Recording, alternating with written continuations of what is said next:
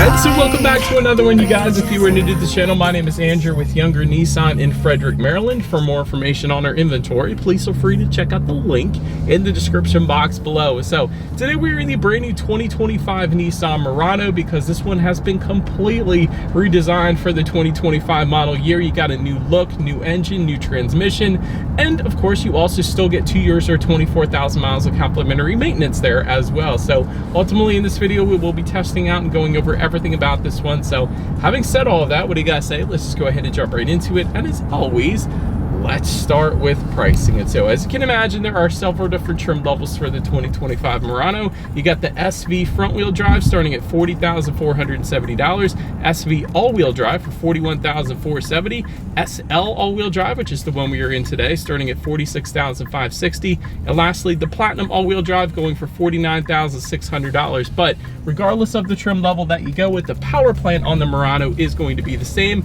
This is a new engine, by the way, but powering the Murano now is a 2-liter turbocharged 4-cylinder, putting out 241 horsepower at 5,600 RPM, 260 pound-feet of torque coming in at 4,400 RPM. That power being sent to front wheels or all wheels through a new 9-speed automatic. The CVT is gone for 2025. I think most people will probably rejoice over that, but 0 to 60 time coming in at approximately 8 seconds flat, with MPG numbers coming in at 21 in the city, 27 on the highway, taking regular unleaded fuel. So that's going to save you a little bit of money there too. But before we do any kind of fun paddle shifter or acceleration test here in the Murano, I did want to mention to you guys the drive modes. There is a drive mode toggle switch. It is located directly in front of the cup holders. It is labeled D mode, and so drive modes will include eco, normal, and sport, adjusting things like the shift points, the throttle response, and the steering sensitivity. So now having got all of that out of the way, what do you guys say? Let's go ahead and find a straightaway. Let's put the paddle shifters and acceleration here to the test. I want to see how quickly the paddle shifters react here, and I also want to see how quickly, of course, we can get this one here up to speed. All right, so there is a full manual shift mode. I just put it in there. You can probably hear it's holding the gear. That's amazing. Let's go. Oh, it's shifted. Oh, it's shifted.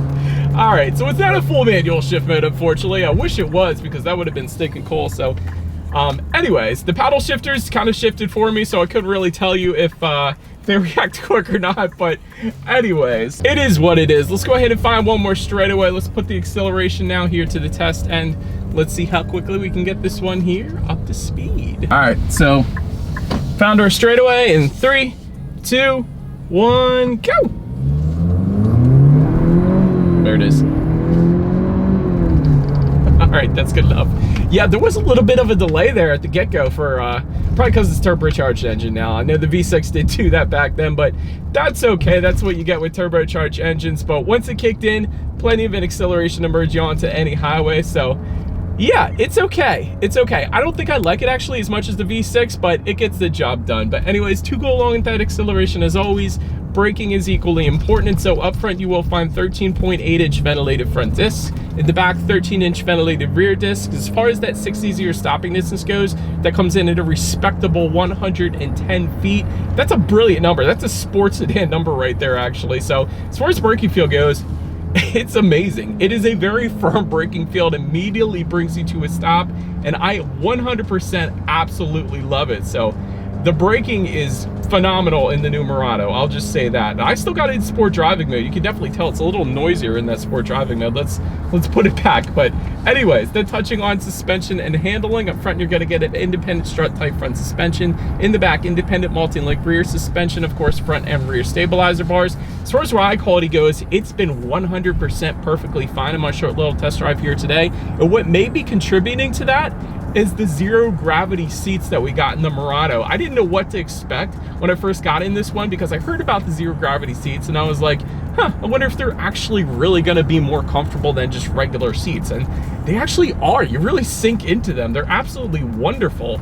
So very comfortable ride. Maybe just due in part because of the seat. So I don't know, I like it. But as far as steering feel goes, it is kind of loosey-goosey in this drive mode that I got it in right now. But The sport driving mode, you can tell a difference. It is a noticeable difference. It makes it a much heavier weight to the steering, so it's kind of got something for everybody there, so that is definitely a good thing. As far as cabin noise goes, we're going like 30 miles per hour right now, coming to a stop, but it's actually, that was one of the first things I noticed when I first got in the new Murano here, is it's a very serene cabin. So I'm thinking they probably got some kind of acoustic glass in this thing, because it is definitely a luxury-like kind of serene cabin in this, so 100% on point there. Taking a look at rear visibility, looking at my rear view mirror here, I can see perfectly fine out the back, so I personally don't have any issues there. And rain sensing windshield wipers, if you wanted them, they're going to come on that top platinum trim level. So essentially what that means is whenever this thing detects any kind of mist or rainfall, it's going to automatically turn on the windshield wipers for you there. So it's kind of like automatic headlights, just one less thing you got to worry about there, so that's pretty cool too. But that pretty much rounds out the performance segment of this review, you guys. Let's now go ahead and take a look at the exterior of our brand new 2025 Nissan Murano. All right, so here she is, you guys, the new 2025 Nissan Murano, finished in champagne. Obviously, it definitely looks like that color, but pretty cool color name. Let's go ahead and start with where this one is made though. Taking a look at the VIN, first character is the number 5, indicating that the new Nissan Murano is actually built and assembled here in the US, specifically Tennessee, in case you were curious. But again, completely redesigned for the 2025 model year. Starting up front, you got this Murano lettering found kind of just above the front grille next to the driver's side headlight. I'll try to get up a little bit closer. Hopefully you guys can see that. That is pretty cool. I like when manufacturers do that. It's kind of reminiscent of the Acura Integra and what they did there, so I liked that. So full LED headlights to the sides though, that does come standard for all trim levels across the board. You get LED daytime running lights integrated into that front grille kind of. You guys can see that. I think that looks good too. It's kind of something that Hyundai tends to do a lot as well. Get the automatic feature with those headlights. You also get automatic high beams then as well. So if you have your high beams on at night and it senses the vehicle coming in the opposite direction, it's going to automatically dim them back to low beams. And when that vehicle is gone, it's going to automatically bounce it back up to high beams for you there. So very nice there as well. But I love the front end. This looks so dang sleek. I think it looks good. But anyways, let's now go ahead and make our way to the side. All right, so now since we are around to the side of the Murano, chrome upper window trim does come standard. You got rear privacy glass to go along with that. Power adjustable heated side mirrors coming standard. You do get integrated turn signals for the SL and Platinum trim levels. And then the power folding feature is going to be had just with the Platinum trim level in case you wanted that. Then taking a look down at the wheel setup, you get 20-inch charcoal metallic aluminum alloys for the SV and SL trim levels, and then 20-inch machine finished alloys with painted accents for the Platinum. I think these wheels look plenty fine though, so with our SL trim level that we have with us here today. The only thing I think I would add on the side profile is the matte black side skirts. I'd probably swap those out and make those body colored, but that's just my personal preference. But that pretty much rounds out the side profile. Let's now go ahead and make our way to the back. All right, so now since we are around to the back of the Murano here, all the way to the top, you will find a body-colored shark fin antenna. Just below that, rear spoiler with an integrated brake light. Where is the rear window wiper, you might ask? I'm gonna go ahead and assume it's tucked up underneath. Let's go ahead and take a look. Yep, it is actually tucked up underneath of that rear spoiler, in case you were curious. Hopefully you guys were able to see that, but Murano lettering spelled out horizontally on the rear liftgate there. That definitely looks good as well. You do have LED taillights for all trim levels across the board for added illumination at night. Trim level badge can be found on the rear tailgate as well, so if you wander onto a Nissan lot on a Sunday, that's a easy way to go ahead and tell what trim level you were looking at. And then just below it all, you will find dual exhaust outlets. They are tucked away underneath. So having said that, I do believe you guys know what we have to do next here. As always, here is that exhaust clip.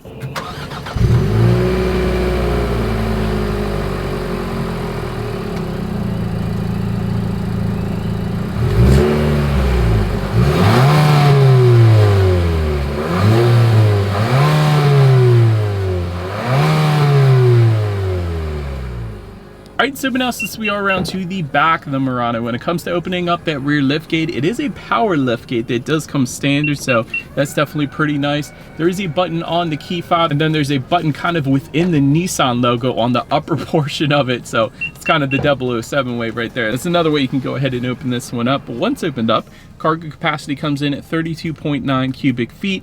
If that was not enough space, there is a 60-40 split, meaning the rear seats do fold down, bumping that up to 63.5 cubic cubic feet then. There's also chrome plated tie-down anchors back there. There's LED cargo lighting. There is grocery bag hooks back there as well. And then if you were to lift up underneath of that cargo floor, you will find a fix-a-flat back there in case you were curious. But so then making our way up to the rear legroom, that is going to come in at 36.5 inches. For reference, I'm even 6 feet tall. This is how much space I had in the rear seats there. You do have a rear center armrest with cup holders and a little bit of storage just in front of the cup holders as well. Rear ventilation does come standard. You got rear USB charging ports back there as well. Then if you wanted heated rear seats, go with the platinum trim level. That is how you're going to go ahead and get them. But then making your way up to the front seats, 8-way power driver's seat will come standard for all trim levels. Heated front seats coming standard as well. Massaging front seats coming with the platinum trim level only, which is also going to give you memory settings. You can also get memory settings with the SL trim level. Leatherette surfaces will come standard, full leather seating with the platinum, and then ventilated front seats is going to come with the platinum trim level as well. Overall, as far as seat comfort goes, like I said earlier, these seats are incredibly comfortable. Zero gravity seats are definitely where it's at if you are a fan of seat comfort. But now let's go ahead and make our way to the steering wheel. It is a very unique design. It's kind of just a 2-spoke design. There's not that center spoke going down to the bottom there, so that is kind of interesting. I like it. Leatherette wrapped steering wheel will come standard for all trim levels, and then you're going to find a heated steering wheel for the SL and platinum trim levels in case you were curious. But now let's go ahead and make our way to the startup. Let me start by showing you guys the key here. Got your Nissan logo all the way to the top. Lock, unlock, that button to pop the rear lift gate. That circular button at the very top under the Nissan logo, that is your remote start, which does come standard on all trim levels across the board. You gotta love that. But it is all keyless entry with a push button start. So all I'm going to do here is simply put my foot on the brake and press that engine start button located just by the driver's right knee there. And so once started up, when it comes to the gauge cluster, it is very high definition. It is a 12.3 inch digital gauge cluster that does come standard, and it looks dang good up there. And so there are steering wheel mounted controls found on the right side of the steering wheel. You can actually use those to adjust what is displayed up there. There's even a display where you can just show the navigation front and center if you wanted to help better keep your eyes on the road, so I liked that. Of course, you got trip A, trip B. There's tire pressure information for each individual tire. I liked that. There's your outside temperature, digital speedometer all the way to your right, along with how many miles you have left until you hit empty. So pretty much everything you could possibly want up there. Wouldn't have minded a bit more customization though, if you're asking me. But anyways, let's now go ahead and make our way to overall interior quality. A power moonroof is going to come on the SL and platinum trim levels, and yes, it goes all the way into the back. You gotta love that. Wireless phone charger for all trim levels across the board. That's located just in front of the shift buttons. And by the way, I'll mention those shift buttons real quick. They're all finished in gloss black. They're located just to the left of the drive mode toggle switch there. So it's not an actual shifter. They're just simply buttons. A lot of vehicles have been going that route lately, so I did want to mention that. Just above that, you have the haptic controls, which is kind of interesting. I don't know if I like them or don't like them yet. I haven't played around too much with it, but I actually don't mind them. So you just kind of press in on everything if I wanted to turn up or down the temperature or something like that. So I actually think it's kind of cool. It looks pretty darn good, and it's surrounded by, of course, that wood finish, so that also looks good. HomeLink controls are coming the platinum trim level only if you wanted those. Also up top, you have your overhead sunglass holder as well. I like this silver finish found on the doors and just below the infotainment screen. Would have been even better if they made that a texturized silver finish. I think that would have been even better, but nonetheless, it looks good. I like the Murano lettering found just underneath of this massive volume knob for the radio, so we'll test out that sound system in a little bit. Of course, you got your cup holders, a little bit of storage just to the left of the cup holders, and within the center armrest, there is a ton of space within there, so plenty of storage within that. Also, a lot of soft touch material found on the doors as well, along with contrast stitching. So overall, everything is finished very much on the high end of things, so I'm definitely a fan of all of that. But now let's go ahead and make our way to the infotainment screen here. It is a 12.3 inch color touchscreen display. You get Bluetooth and audio streaming with that. Wireless Android Auto, Apple CarPlay, you gotta love that. Factory navigation system is going to come on the SL and Platinum trim levels. You have Amazon Alexa capability up here as well. I just noticed that, so that is pretty darn cool. Of course, all of your climate control information at the bottom there, along with your heated steering wheel button and your heated seat buttons as well. And of course, you have your radio information up there as well. So when it comes to the sound systems, you get 6 speakers with the SV and then a 10-speaker Bose sound system for the SL and Platinum trim level. So having said that, what do you guys say? Let's go ahead and turn on the radio. Let's see what we got playing this morning, and let's test out the clarity of this one. It's amazing. That is a brilliant sound system from the Murano. It's honestly, it's just right. That is a brilliant sound system. And of course, Bose has been around for forever. They've been working with Nissan and Infiniti for the longest time now. I had a Bose sound system in my Infiniti G35 Coupe when they first came out, and it never failed me. It just lasted forever. So it's an amazing sound system in the Murano, without a doubt. I love that. But last thing I wanted to mention to you guys on that infotainment screen, at least, is when you do put the Murano in reverse, you will find an extremely high definition rear view camera coming standard across the board. Then the surround view monitor there to the left, that is going to come on the SL and Platinum trim levels. That of course is going to give you that bird's eye view, letting you know what is completely all around you, which is always going to lead us into safety. And so this one is not yet rated by IIHS. That's always the first thing I try to mention, but do your own research on that one. Front side curtain airbags do come standard. You get driver and passenger knee airbags up front as well.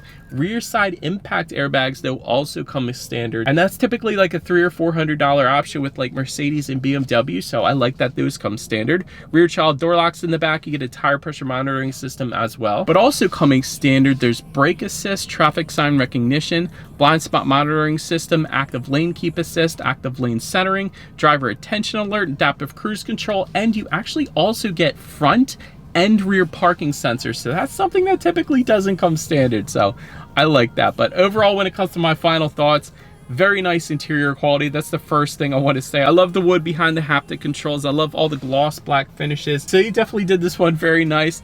I like the CVT is gone as well. The 9-speed shifted perfectly fine. I had no issues with that. Although I do wish there was a full manual shift mode, but anyways, zero gravity seats. I think that was one of my favorite parts in the Murano here. My short little drive, it's so comfortable. This is going to be the ultimate road trip vehicle just because of how comfortable the seats are. So huge fan of that. And so, but that is about it for this one, you guys. Thank you so much for watching. Feel free to follow Younger Nissan on social media there somewhere on the screen. Be sure to hit the subscribe and the bell notification button if you're into new car reviews and all of our fun YouTube shorts we put on our channel as well.